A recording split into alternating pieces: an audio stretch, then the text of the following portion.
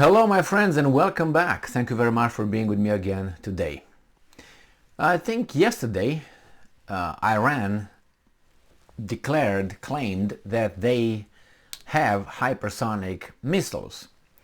Obviously that had the Jewish state soil its pants or underwear or diapers, whatever they wear, tongues.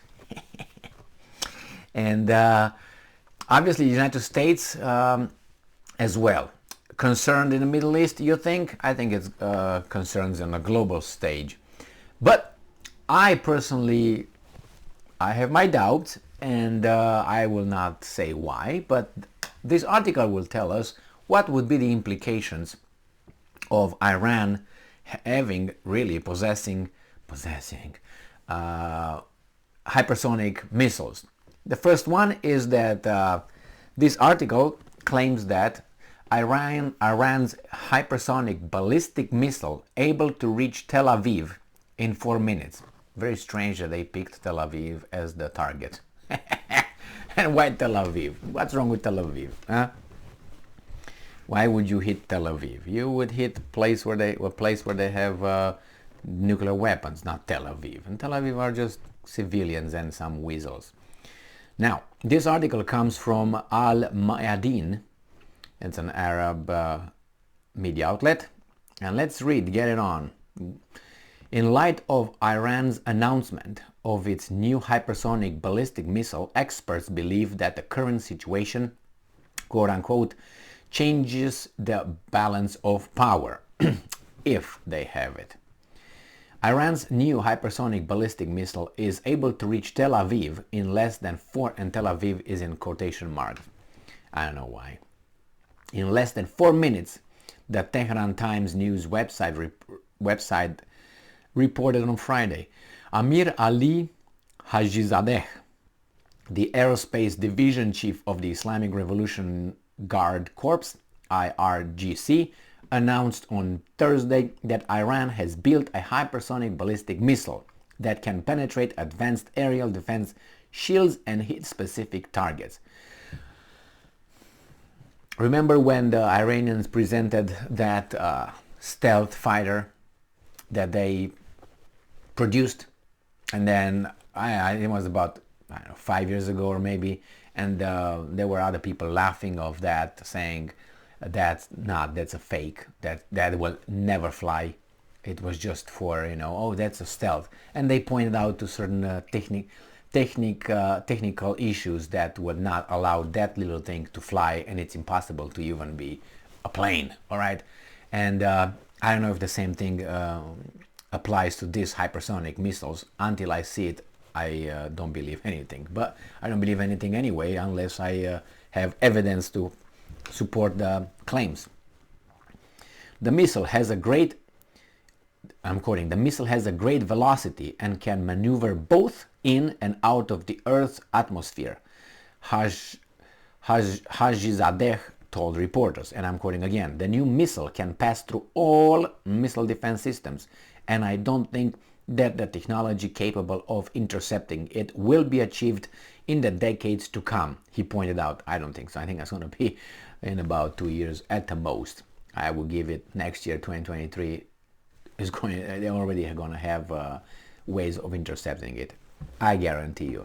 Why? Because once you have the, how should I put it, you create a, how should I put it, a poison, you have the antidote right there. But anyway, so let's see. The senior Iranian commander underlined that the new missile can target the enemy's anti-missile systems, and its production marks a huge generational leap in the development of a new generation of missiles, end quote. Well, that's true. If it is true, that would create a leap, if true, and I will say this many times during this video, so if you want to play the drinking game, get your glass, and every time I mention that thing, you're gonna drink one glass, one sip, you're gonna get drunk by the end of this video. The Tehran Times said that the new hypersonic missile can fly at more than 5 times the speed of sound at a rate of 3,800 miles per hour. That would be about what, 6,000, almost 5,500 kilometers per hour. Adding that it is more advanced than the Shejil missile. While Shejil is able to reach Tel Aviv in less than 7 minutes if launched from Natanz, according to the Iranian news website, the new hypersonic missile can reach the same destination in less than 4 minutes. That's quite an achievement. Again, if true. Well, all right.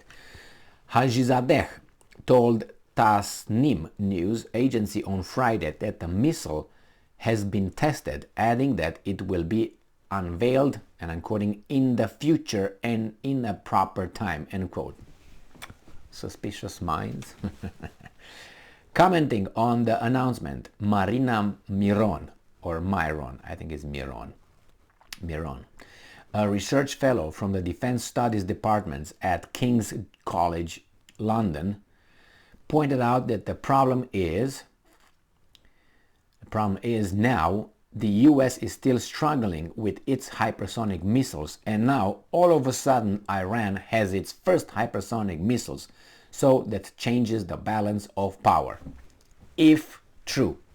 Well, all right.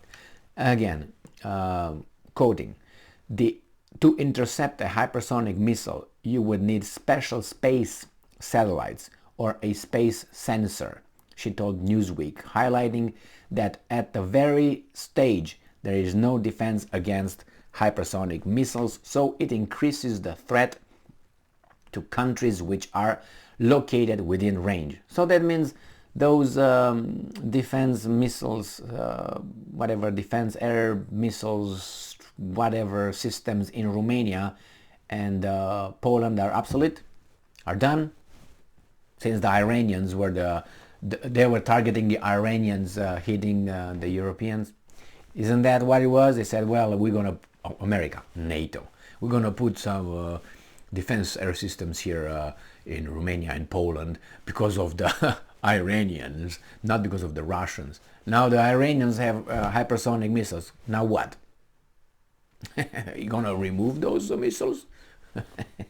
Bull.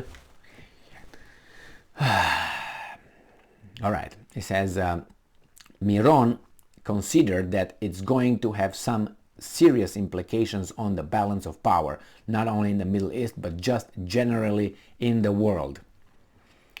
Yeah, and it says here already drunk from the little thing. In the same context, the U.S. Department of Defense spokesman for the Middle East region, Army Lieutenant Colonel Rob Lodewich, claimed that the Pentagon is, quote-unquote, well aware of the reporting and remains skeptical. You too? Why is that? Because you needed some time to take it from the Russians, so how fast these guys can take it. So yeah, I'm skeptical as well. So, and I'm quoting, as always, we will refrain from disclosure of intelligence reporting and assessments of such sensitive topics, end quote. Lodewich told Fox News Digital, adding, and I'm quoting, we continue to closely monitor Iran's development and proliferation of advanced missiles and associated technology. Well, they're skeptical, but they don't say no. They don't say, according to our intelligence, there's no way these guys have it. I don't know.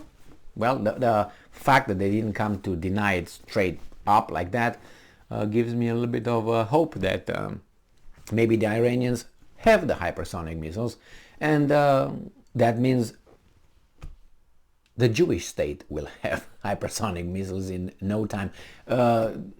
As soon as the United States figures it